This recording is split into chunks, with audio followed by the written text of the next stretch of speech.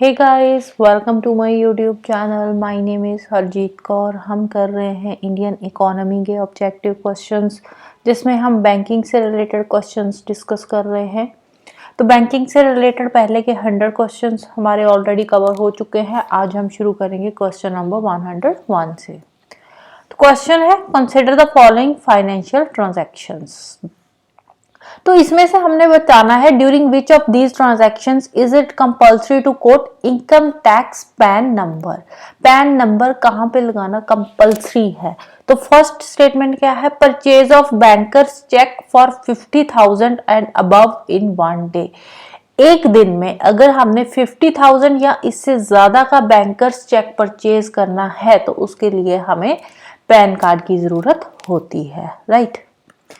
Second है, cash payment of more than 25,000 for foreign travel at one time. एक ही बार में अगर हमने 25,000 से ज्यादा की कैश पेमेंट करनी है फॉरेन ट्रैवल के लिए तो उसके लिए भी हमें पैन चाहिए। Securities transaction of more than 1 lakh से ज्यादा की सिक्योरिटीज ट्रांजैक्शन के लिए भी चाहिए होता है।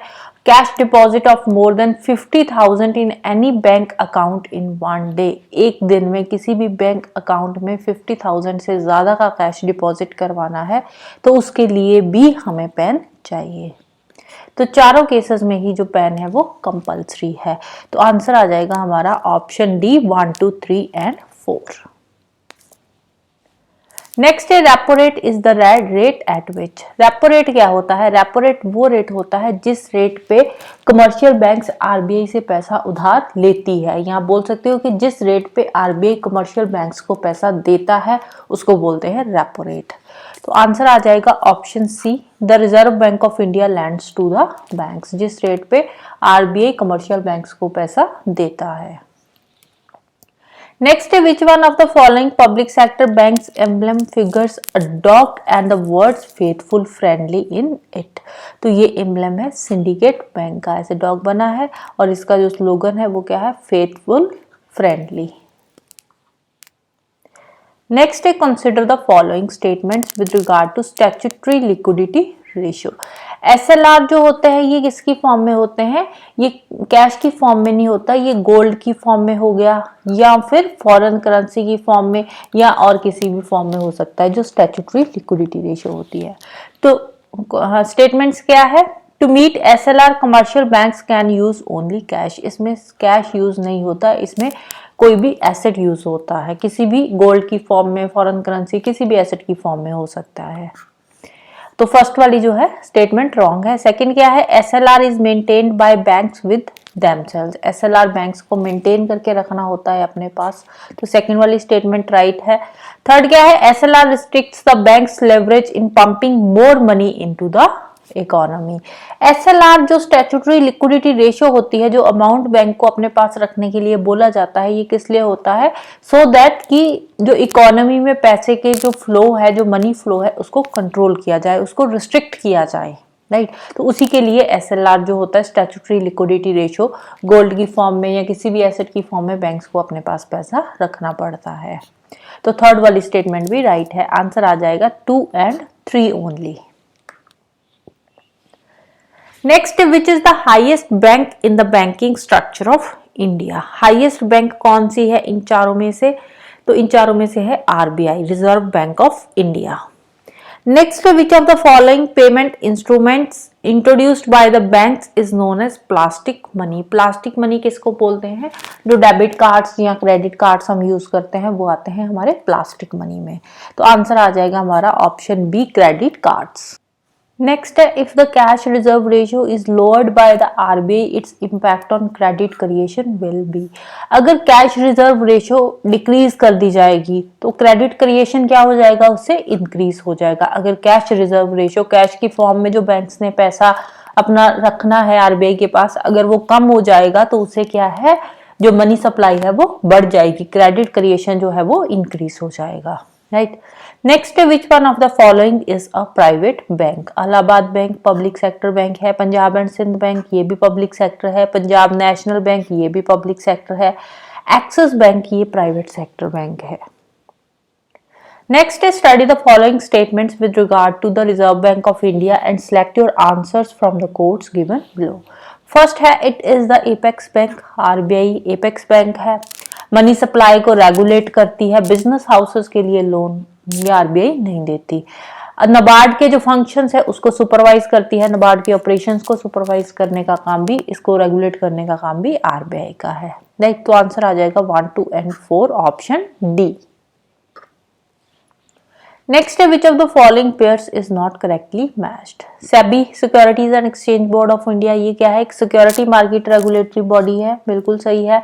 आरबीआई ये बैंकिंग रेगुलेटरी बॉडी है। एसबीआई ये कमर्शियल बैंक है। आईडीबीआई ये क्या है, IDBI industrial and development bank of India. Industrial development bank of India नाम से पता चल रहा है, ये वर्ल्ड बैंक नहीं है, ये क्या है, ये एक इंडियन बैंक है। नेक्स्ट है the functions of lead bank are performed by. Lead bank के फंक्शंस, अब ये लेड बैंक स्कीम आई थी 1969 में। तो लेड बैंक ये क्या है, इसका काम क्या है, इसका मेन काम है बैंकिंग सेक्टर को प्रमोट करना, स्पेशली रूरल एरियाज में बैंकिंग इंक्लूजन्स, लोगों की इन्वॉल्वमेंट, इसको बैंकिंग सर्विसेज को और अच्छा बनाना, ये सारे काम थे लेड बैंक के। राइट, तो इसके फंक्शंस कौन परफॉर्म करता है, the bank design for this purpose. जो जिस बैंक को भी इस पर्पस के लिए डिजाइन किया जाता है वही बैंक जो है वो लेड बैंक के काम करती है। राइट, नेक्स्ट है central cooperative banks works at. Central cooperative banks जो होती है ये डिस्ट्रिक्ट लेवल पे काम करती है। Largest public sector commercial bank, India की सबसे बड़ी कमर्शियल बैंक, कमर्शियल बैंक्स के बारे में पूछा है, तो largest public sector commercial bank कौन सी है, तो वो है State Bank of India. Next है which one of the following statement is correct regarding increase in the cash reserve ratio in India. India में अगर सीआरआर इंक्रीज होती है, पहले क्या था डिक्रीज होती है, डिक्रीज होती है तो मनी सप्लाई इंक्रीज होती है, अगर सीआरआर इंक्रीज होगी तो मनी सप्लाई डिक्रीज हो जाएगी। राइट, तो आंसर क्या आ जाएगा, it reduces credit creation, credit creation इससे रिड्यूस होगी अगर सीआरआर इंक्रीज होगी। राइट, नेक्स्ट है which among the following sectors contributes most to the saving in India. India में सबसे ज्यादा कंट्रीब्यूशन सेविंग्स में कौन से सेक्टर का है, तो वो है हाउस होल्ड सेक्टर। नेक्स्ट है consider the following regional rural banks, lead bank plan, NABARD, State Bank of India, the correct chronological sequence of establishing of this banks. Regional rural banks ये कब आई थी, regional rural banks ये आई थी 1975 में। Lead bank plan ये 1969 में आया था। नबार्ड ये 1982 में स्टैब्लिश हुई थी। स्टेट बैंक ऑफ इंडिया ये कब बनी थी, स्टेट बैंक ऑफ इंडिया की वैसे हम बात करें तो 1955 में आई थी, लेकिन इससे पहले इसका नाम क्या था, स्टेट बैंक ऑफ इंडिया का नाम था imperial bank of India, imperial bank of India.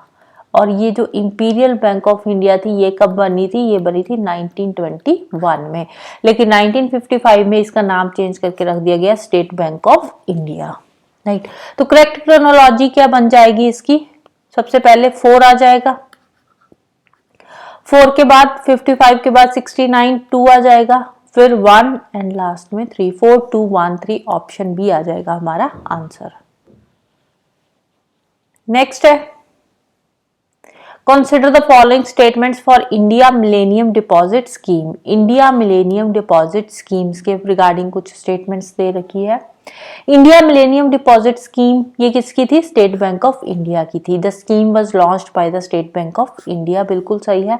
Provide investment opportunity for NRIs in long term, long term में एनआरआईज को इन्वेस्टमेंट अपॉर्चुनिटीज प्रोवाइड करती थी 5 इयर्स के लिए, तो सेकंड वाली स्टेटमेंट भी राइट है। The maturity period of the scheme was 6 years only, third वाली स्टेटमेंट राइट है, 6 इयर्स नहीं था, ये कितने हैं 5 इयर्स का है मैच्योरिटी पीरियड इसका। राइट, तो आंसर आ जाएगा 1 and 2 only, option B. Next है the EXIM bank of India was established in. EXIM bank कौन सी है, export import bank of India. EXIM bank कब बनी थी इंडिया में, ये 1982 में एस्टैब्लिश हुई थी।